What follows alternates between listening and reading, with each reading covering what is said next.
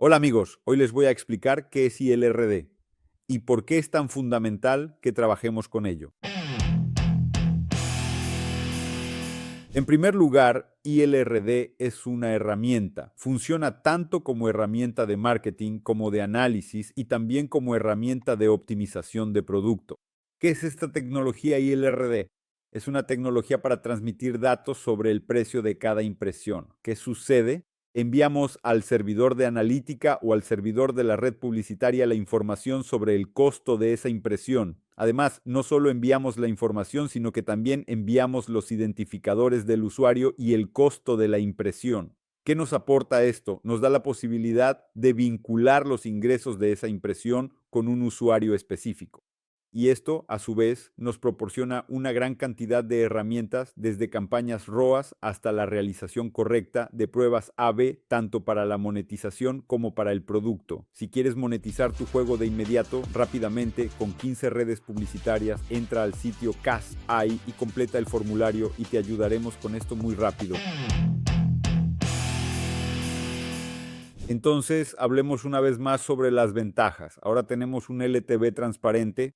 Entendemos claramente cuánto dinero nos ha traído este usuario. Se tienen en cuenta tanto las compras dentro del juego como la publicidad dentro de la aplicación. EAA significa In-App Advertising, publicidad dentro de la aplicación. Para nosotros, especialmente porque nuestra monetización, digamos, en el mejor de los casos, es híbrida, pero aún así tiene cierta inclinación hacia la publicidad. Esto es importante. Manejo algoritmos de redes. El año pasado logramos escalar también porque pudimos configurar campañas ROAS. Las campañas ROAS son campañas a las que hay que alimentar con estos mismos datos ILRD. Sin esto solo pueden funcionar para instalaciones o para compras. Con la ayuda de nuestros informes tratamos de minimizar la discrepancia. Comparamos los datos entre las redes publicitarias y el MMP y tratamos de corregirlo lo más rápido posible. Sobre esto hablaré con casos muy concretos al final. Y nuevamente, para las redes publicitarias, dejamos de comprar tráfico basura porque vemos que hemos adquirido muchos usuarios a bajo costo, pero si no generan ingresos por publicidad o estos ingresos no cubren el costo de adquisición, entonces cortaremos esa fuente de tráfico. En consecuencia, ahora sabemos exactamente cuánto dinero nos ha traído cada usuario en particular. Y dado que ahora lo medimos absolutamente todo, hemos entrado en la era de las mediciones. Seguimos todo el recorrido completo del usuario desde que ve un anuncio en el juego anterior hasta que termina el juego en el nuestro y comprendemos perfectamente cuánto dinero nos ha generado. Empezaremos por el análisis de cohortes. Dividimos a los usuarios concretos en determinadas cohortes y observamos los ingresos de esa cohorte específica de usuarios, porque analizar a cada usuario individualmente no tiene ningún sentido. Para realizar pruebas A/B y obtener una muestra calificada, se necesitan 5.000, 7.000 usuarios, por lo tanto, los agrupamos en ciertas cohortes y observamos los ingresos totales de esas cohortes. Nuevamente, pruebas A/B, pruebas de producto. Dividimos a los usuarios en grupo A, grupo B, grupo C, enviamos los ingresos y ahora sin los datos ILRD no podríamos ver los ingresos de cada usuario en particular. Ahora entendemos cuánto dinero nos ha traído cada usuario, lo relacionamos con la cohorte correspondiente y realizamos la prueba. Y de nuevo es casi lo mismo, pero también hacemos pruebas A/B de monetización basándonos en los datos ILRD. Todo es igual. Segmentación en cohortes. En una variante, por ahora, añadimos la red Mintegral, en la otra no la incluimos y observamos si nuestro ARPU del séptimo día ha aumentado. Subiría el SPM, pero bajaría el ARPU del séptimo día por publicidad intrusiva. Esto causa más abandono y como resultado se pierden usuarios antes. Ahora hablemos de cómo funciona ILRD. En nuestro caso, ILRD significa que recaudamos ingresos publicitarios. Los ingresos publicitarios se generan a través de la mediación y la mediación en el mundo del año 2026 consiste en consultar todas las redes y la mayoría de las redes son las llamadas bidding networks. Estas bidding networks nos envían un precio por mostrar la publicidad y luego nosotros decimos, ok, este precio ganó, muéstranos la publicidad y mostramos ese anuncio. También existen redes en cascada o non-bidding. Por lo general, si nos remontamos a tiempos muy antiguos, simplemente decíamos, muéstrame un anuncio y la red respondía, aquí tienes un anuncio. Y nosotros de alguna manera adivinábamos, basándonos en datos históricos, qué red mostraría la publicidad más cara. Surgió la herramienta Bitfloor, donde pedimos a la red anuncios con un SPM mínimo de $3. Este limitador de precio es el Bitfloor o Price Floor. En consecuencia, la red o nos da la publicidad a ese precio o devuelve un no fill si no había ese anuncio. Nuevamente, en un mundo ideal, todos deberían estar usando bidding, pero vemos que cuando conectamos estas mismas redes, además del bidding en modo waterfall, a menudo superan su propia oferta. Y existe el llamado segmento de redes GAM, las pseudo redes de Google Ad Manager, que simplemente no funcionan con bidding, sino que trabajan exclusivamente a través del waterfall y el price floor. No es una parte muy significativa, pero sin embargo aportan un 10 a 15% adicional de ingresos. Y en la lucha por cada centavo, los productores saben cuántos recursos cuesta aumentar el ARPU del 7 día en un 10 a 15%. Esos son meses de trabajo. Por lo tanto, usamos un esquema híbrido. ¿Cómo funciona? Primero consultamos las ofertas en tiempo real y en medio segundo, un segundo como máximo, recibimos una respuesta de todas las redes de ofertas y encontramos el precio máximo. Digamos que son 17. Entonces bajamos por la cascada y empezamos a preguntar, red, ¿tienen anuncios por 100? No tanto, otra red, ¿tienes anuncios de 90? Sí, no. Y así vamos de arriba abajo, por eso se llama cascada, pero no bajamos hasta el final, sino hasta la oferta de la subasta en tiempo real. Es decir, empezamos en 100 y si no hay nada hasta $20, entonces, por ejemplo, ya no vamos a preguntar por 15 porque ya tenemos un ganador por $17, así que no tiene sentido seguir bajando. Sobre la tecnología ILRD, básicamente las redes de puja saben el precio publicitario y enviamos el bid floor exacto. Y las redes en cascada, este es un punto muy importante, no conocen este precio y no nos lo transmiten. En este caso, somos nosotros quienes transmitimos el bid floor al decir, red, muéstranos publicidad no por menos de $15 y si nos encuentra publicidad en ILRD, transmitimos que encontramos anuncios por $15. Esta es una de las razones por las que aparecen las discrepancias, la diferencia entre los ingresos reales y los ingresos ILRD que hemos calculado. ¿Cómo sucede esto con nosotros? En cas.ai no necesitamos enviar nada. Con nuestra mediación, los productores le piden al gerente de monetización activa el ILRD y eso es suficiente. Además, ahora, por defecto, si la app está marcada en el sistema como propia o en publishing, el ILRD se envía automáticamente. Es decir, ni siquiera hay que marcar nada allí. Si se trata de una aplicación de un cliente, cuando la transferimos a la categoría de Publishing, el ILRD comienza a enviarse automáticamente.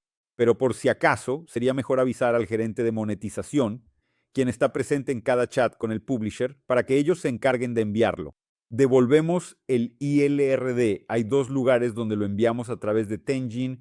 De este mismo modo, obtenemos la atribución de esa impresión en nuestro propio Data Lake, en nuestro enorme almacén de datos especializado, y la guardamos allí. Además, estos mismos datos a nivel de impresión los transmitimos a las redes publicitarias, a TikTok, a Applovin o a Google Ads para sus campañas de ROAS. El ILRD se envía a dos fuentes simultáneamente, va a nuestra analítica y también a las redes publicitarias. Si retrocedemos y vemos cómo funcionaba nuestra adquisición históricamente, al principio trabajábamos con el modelo CPI, cuando simplemente decíamos para ciertos países, cómprenos usuarios a 14 centavos en Estados Unidos. De alguna manera, calculábamos el LTV en Estados Unidos en 18 centavos y decíamos, ok, 14 nos parece bien. El siguiente paso era decir, estoy dispuesto a pagar $1 por un usuario que, por ejemplo, llegue al nivel 30. Eso es CPA, costo por acción. Es una metodología mucho más avanzada que el simple CPI, pero nos enfrentamos a un gran inconveniente. No siempre podemos correlacionar con total precisión cuánto costará que esa persona llegue finalmente al nivel 100. Es decir, Si queremos comprar usuarios en Apple que lleguen al nivel 100, para el iPhone 13 su LTV será de 1 Molders, mientras que para el iPhone 17 Pro será de 450. Por eso surgió entonces la herramienta tecnológica más avanzada, el TROAS, la cual se utiliza cuando decimos que debemos adquirir usuarios que nos devuelvan un cierto porcentaje de ingresos en el día N del juego. En el día 0, o sea, el primer día, el usuario debe devolvernos, por ejemplo, el 62% de los ingresos. Luego, usando un modelo predictivo, vemos que ese 62% nos traerá el día 0 en las primeras 24 horas entre 127 y 135% de ingresos en todo su ciclo de vida. Nuevamente, no hablamos de este usuario específico, sino de cierta cohorte. Es decir, 1000 usuarios de los cuales en promedio obtuvimos un 62% el día 0 con probabilidad del 95%, nos darán aproximadamente un 130% el día 120 en este juego, basándonos en el historial de esta red. ¿Y cómo funcionan estas campañas de ROAS? Un evento de compra o suscripción también es un evento de monetización o incluso una impresión publicitaria. El usuario ve un anuncio, el SDK registra el valor exacto o aproximado de lo que mencioné y envía la señal a Firebase, Tenjin o a la red publicitaria. Luego, la red compara a ese usuario con los ingresos y entiende cuáles usuarios son adecuados y cuáles no. La fase promedio de aprendizaje para la optimización en el día 0, es decir, cuando decimos que necesitamos obtener un 60% de ROAS en el día 0, toma aproximadamente una semana. Si decimos que queremos obtener un 95% de ROAS o un 100% de ROAS en el séptimo día, entonces el aprendizaje toma de 15 a 20 días. Se puede explicar por separado por qué usamos el día 0 y el día 7 por separado, porque el séptimo, por supuesto, es más predecible, pero si compramos tanto en el día 0 como en el séptimo, logramos adquirir más usuarios que si compráramos solo en el día 0. A veces, tras el día 0 y el 7, usamos el 3 y Applovin sugiere comprar también el día 30 de vida del usuario. Nuevamente, para entrenar el modelo para el 30º día del usuario, hay que gastar $500 al día durante 90 días. No todos pueden permitirse eso. Para nosotros, trabajar con la compra al séptimo día es óptimo. Iniciar una campaña híbrida TROAS requiere al menos 10 eventos de compra. Con compras y monetización publicitaria, necesitamos 1000 instalaciones diarias o 7000 por semana. Se permiten ajustes no más de 2 veces por semana y no más del 10%. Esto lo saben nuestros gestores de adquisición de usuarios y es muy importante. Todas estas redes requieren toneladas de creatividades. Para nuestros proyectos principales hacemos cientos de creatividades constantemente. Sin esto nada funciona. Ahora vamos a hablar detalladamente sobre las discrepancias, las diferencias entre los datos que pudimos obtener ayer basándonos en el sistema ILRD. Los usuarios de ayer, según ILRD, trajeron $27,000 en este juego, pero la publicidad devolvió 26 o 25. Si la diferencia es menor al 10%, esto es aceptable. Vamos a analizar la causa de estas discrepancias. Si hablamos de buenas razones, existen tres. Son los conocidos como tramposos o alt stores.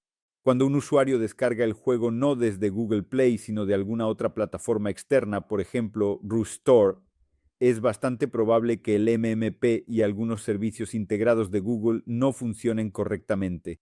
Sin embargo, la publicidad se mostrará y generará beneficios.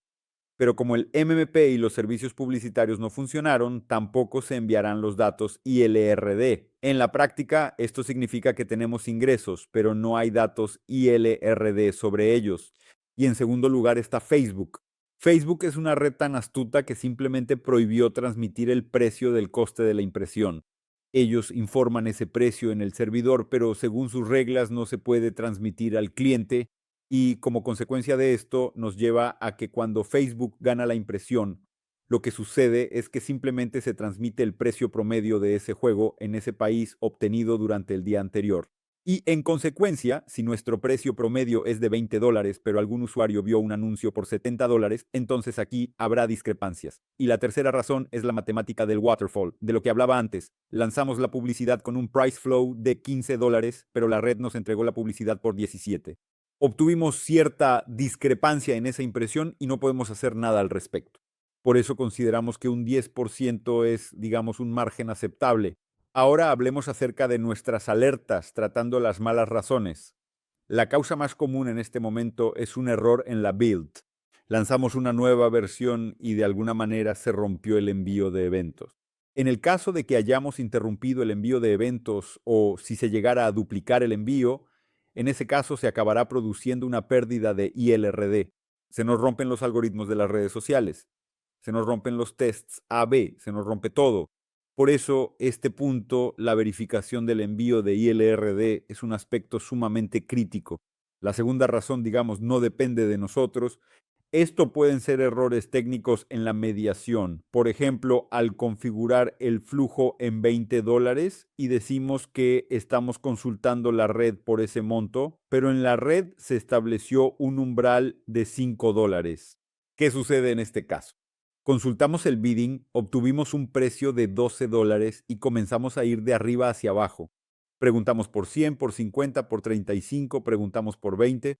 Pensamos que preguntamos por 20, pero la red ve que preguntamos por 5 y nos encuentra un anuncio por 6. Así, la red muestra un anuncio de $6. Recibimos $6 por esta impresión, pero por otro lado, los datos de ILRD, ya que nuestro price flow es de 20, registraron 20. Estos son errores que ahora ya son bastante poco frecuentes, pero que siguen ocurriendo regularmente precisamente en las redes GAM. Por eso, de vez en cuando en nuestro sistema de alertas aparecen este tipo de cosas y las corregimos. Además, con redes no tradicionales como Gatsme, esto también puede suceder. En algún lugar, un programador cometió un error en el código. Gatsme es una red que está fuera de la mediación. Sí, es una red que no es del todo estándar, pero sabemos que es publicidad dentro de la aplicación, como si fuera integrada, publicidad in-game. En uno de los juegos, por error, se envió el precio no en dólares, sino en centavos. En resumen, el precio se incrementó 100 veces y en consecuencia nuestra rentabilidad e ingresos por usuario aumentaron de forma repentina. También está el tema de la duplicación. Si un desarrollador envía un evento que ya es automático, esto aplica principalmente a los socios de publicación, entonces nuestros ingresos se duplicarían. Es decir, vimos que ganamos $2 con esa impresión y el desarrollador envió de nuevo a ese mismo sistema de analítica que ganamos $2. De este modo, virtualmente hemos ganado $4, pero en realidad fueron 2. Por eso les decimos a los clientes que no tienen que hacer nada y que todo el envío de ILRD está integrado en nuestro SDK. Ahora, echemos un vistazo a nuestro informe interno del robot que seguramente conocen nuestros colegas de producto. Aquí vemos ciertos errores. Comparamos dos aplicaciones. En el webshot vemos que la red Gatsme envió mucho más revenue a Tenjin. Ese es nuestro revenue ILRD que enviamos a Tenjin. Ganamos $24 de las redes, pero según ILRD registramos 42. Es decir, nuestros datos están inflados. Sucede si nuestra red envió datos marcando $1 en vez de un centavo. Esto se corrigió, pero al quedar un 5% de usuarios con ingresos 100 veces mayores, hay discrepancias que seguirán un tiempo. El segundo caso es Retro Garage, con 16% de diferencia debido a los tramposos. Es decir, una cantidad bastante grande de usuarios de Rusia descargaron este juego desde tiendas alternativas. Allí de todos modos está nuestra labor de mediación y seguimos ganando dinero. Pero al mismo tiempo, como allí Firebase y Tenjin no se inicializan correctamente, no podemos ver esos ingresos. Además, en Rusia, debido al proyecto Cheburnet, de vez en cuando algunas impresiones simplemente ya no regresan de vuelta a Rusia. Con el tiempo esto sucede más. En Rusia y Bielorrusia el ROAS pronto podría fallar hasta que existan soluciones. Las campañas podrían fallar temporalmente hasta que los desarrolladores logren solucionarlo. Suscríbete al canal CasAI y activa la campanita para no perderte estrategias de monetización y casos del mundo de los juegos móviles.